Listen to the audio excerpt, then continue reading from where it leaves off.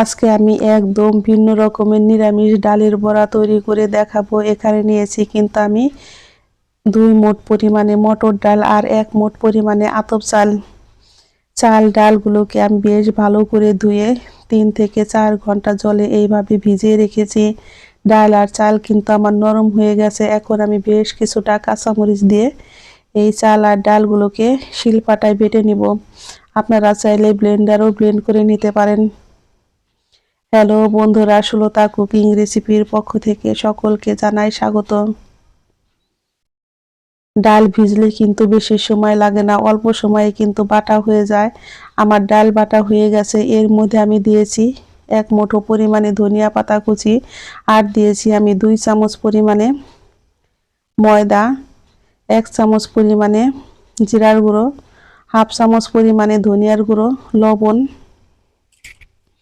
অল্প পরিমাণে একটু বেকিং পাউডার। সমস্ত উপকরণ দিয়ে কিন্তু আমি ডালটাকে বেশ ভালো করে মেখে নিব।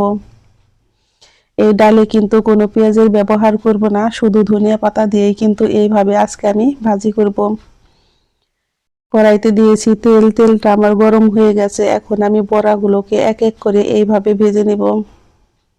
এই পর্যায়ে আমার রান্নার রেসিপি যদি একটু হলেও ভালো লেগে থাকে অবশ্যই বন্ধুরা একটা লাইক করবেন, কমেন্ট করবেন, এবং যারা আমার নতুন বন্ধু আছেন তারা আমাকে একটা সাবস্ক্রাইব করতে ভুলবেন না। আমি কিন্তু এইভাবে বড়াগুলোকে উল্টে পাল্টে বেশ ভালো করে ভেজে নেব। আমার এক পিঠ ভাজা হয়ে গেছে। এখন আমি এইভাবে উল্টে দেব। নিরামিষ মটর ডালের বড়া কিন্তু খেতে বেশ মজারই হয়। আপনারা একদিন হলেও এইভাবে বড়া তৈরি করে খেয়ে দেখবেন, খেতে হয় দারুণ মজার। আজকে আমি একসাথে 2টা রান্না করে দেখাবো।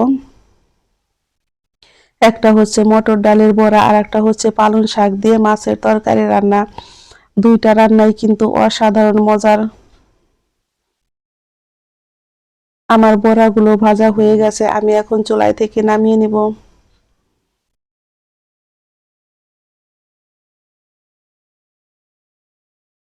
আজকে আমি পালং শাক দিয়ে মাছের তরকারি রান্না করব।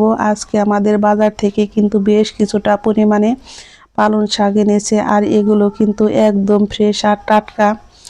পালং শাক দিয়ে মাছ রান্না করলে খেতে কিন্তু বেশ মজার হয়। এই শাকগুলোকে আমি বেশ ভালো করে ধুয়ে ঝুরি করে কেটে নিব। আমি কিন্তু 1 মুঠো পরিমাণে শাক নেব, আর শাকগুলোকে আমি এইভাবে বেছে নিব। এখানে নিয়েছি বেশ কিছুটা খলসা মাছ। খলসা মাছ বন্ধুরা কে কে খেতে পছন্দ করেন? তার সাথে আছে অল্প কিছু পরিমাণে পুঁটি মাছ আর 2-1টা টাকি মাছ। আজকে আমি রান্না করব পালং শাকের সাথে অর্ধেক পরিমাণে বেগুন আর 2টা সিম দিয়ে। সিম আর বেগুনগুলো, শাকগুলো আমি কেটে নিয়েছি। এখানে আমি একটা মশলা তৈরি করেছি। ছোট ধনিয়া, আদা আর কাঁচা লঙ্কা দিয়ে কিন্তু আমি বেশ ভালো করে মিহি করে পেস্ট করে নিয়েছি। মাছের মধ্যে দিয়ে দিব হাফ চামচ পরিমাণে লবণ, হাফ চামচেরও কম হলুদের গুঁড়া। আমি এখন সমস্ত মশলা দিয়ে কিন্তু মাছগুলোকে বেশ ভালো করে মেখে নেব। পালং শাক দিয়ে একদিন হলেও বন্ধুরা আপনারা তরকারিটা খেয়ে দেখবেন, খেতে হয় কিন্তু অসাধারণ মজার।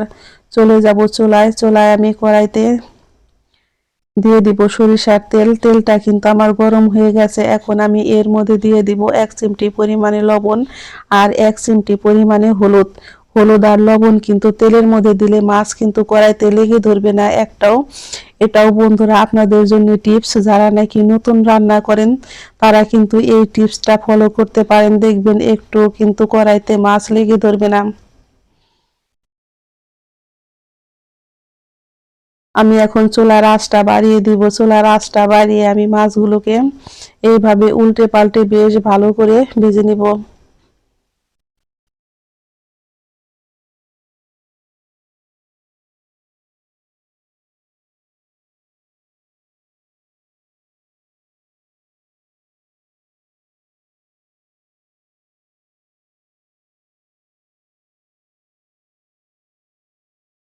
আমার মাছগুলো ভাজা হয়ে গেছে। আমি এখন চুলাই থেকে নামিয়ে নিব।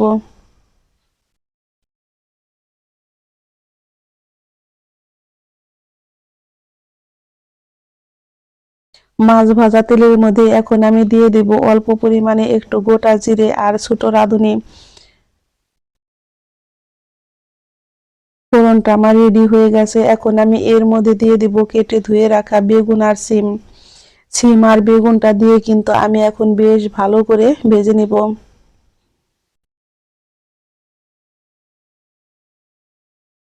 আমি এখন দিয়ে দিব এর মধ্যে হাফ চা চামচ পরিমাণে লবণ। লবণটা দিয়েও কিন্তু আমি সিম আর বেগুনগুলোকে আবারও বেশ ভালো করে 3 থেকে 4 মিনিট এইভাবে ভেজে নিব।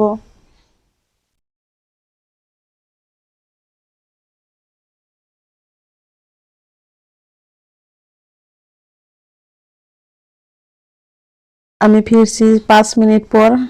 এখন আমি এর মধ্যে দিয়ে দিব বেটে রাখা মশলাগুলো। বেটে রাখা মশলাগুলো দিয়ে কিন্তু আমি চুলার আঁচটাকে আবার মিডিয়াম টু লোতে রেখেছি, কারণ মশলাগুলো পুড়ে যেতে পারে, সেই জন্য আমি মশলাগুলোকে বেশ ভালো করে ভেজে নিয়েছি। এখন আমি এর মধ্যে দিয়ে দিব হাফ চা চামচ পরিমাণে হলুদের গুঁড়া, হাফ চা চামচ পরিমাণে দিয়ে দিব লাল লঙ্কার গুঁড়ো, আর দিয়ে দিব আমি হাফ চা চামচ পরিমাণে ধনিয়ার গুঁড়ো। সমস্ত মশলাগুলো দিয়ে কিন্তু আমি চুলার আঁচটাকে আবারও মিডিয়াম টু লোতে রেখে এইভাবে বেগুন আর সিমগুলোকে ভেজে নিব। আমার সিম আর বেগুনগুলো খুব সুন্দর করে ভাজা হয়ে গেছে। এখন আমি দিয়ে দিব এর মধ্যে পরিমাণ মতো জল। আমি এখানে দিয়েছি আধা গ্লাস পরিমাণে জল।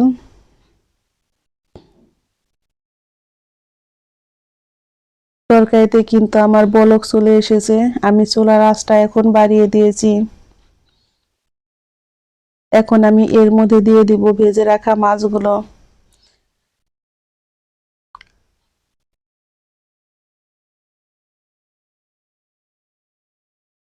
এখন আমি এর মধ্যে দিয়ে দিব কেটে রাখা শাকগুলো। শাকগুলো কিন্তু এইরকম ঝুরি ঝুরি করে কাটতে হবে, তাহলে দেখবেন তরকারিটা খেতে কিন্তু বেশ মজার হয়।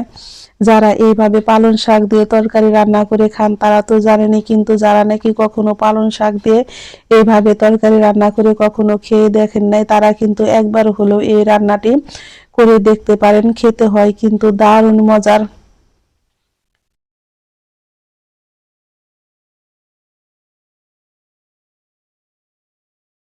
আমি এখন এর মধ্যে দিয়ে দিব 1 মুঠো পরিমাণে ধনিয়া পাতা কুচি।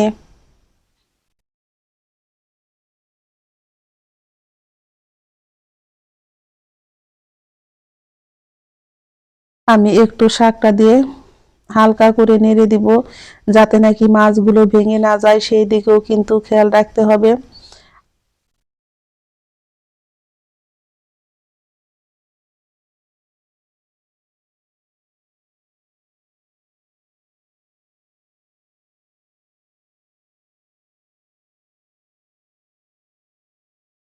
আমি এখন লবণটা দেখে নিব ঠিক আছে কিনা। হ্যাঁ, আমার লবণটা একদমই ঠিক আছে।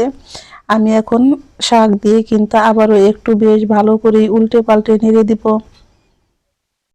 দেখতেই পারছেন তরকারিটা কতটা সুন্দর হয়েছে, খেতে হয়েছে কিন্তু দারুণ মজার। তরকারিটা আমার সম্পূর্ণ রেডি হয়ে গেছে। নামানোর আগে আমি দিয়ে দিব আবারও অল্প কিছু পরিমাণে ধনিয়া পাতা কুচি। এখন আমি চুলায় থেকে তরকারিটা নামিয়ে নিব। গরম গরম ভাত দিয়ে খেতে হয় কিন্তু বন্ধুরা দারুণ মজার। এই তরকারি হলে কিন্তু আর অন্য কোনো কিছুর দরকার নাই, এতটাই মজার হয়। ঝটপট রান্না হয়ে গেল আমার পালং শাক দিয়ে খলসা মাছের তরকারি। সকলেই ভালো থাকবেন, সুস্থ থাকবেন। আমি আবারও ফিরবো নতুন নতুন কোনো রান্নার রেসিপি নিয়ে। আমার সকল বন্ধুদের জানাই আমি অসংখ্য ধন্যবাদ। ঝটপট তৈরি হয়ে গেল আমার পালং শাক দিয়ে মাছের তরকারি, আর মটর ডাল দিয়ে বড়া। খেতে হয়েছে কিন্তু দারুণ মজার।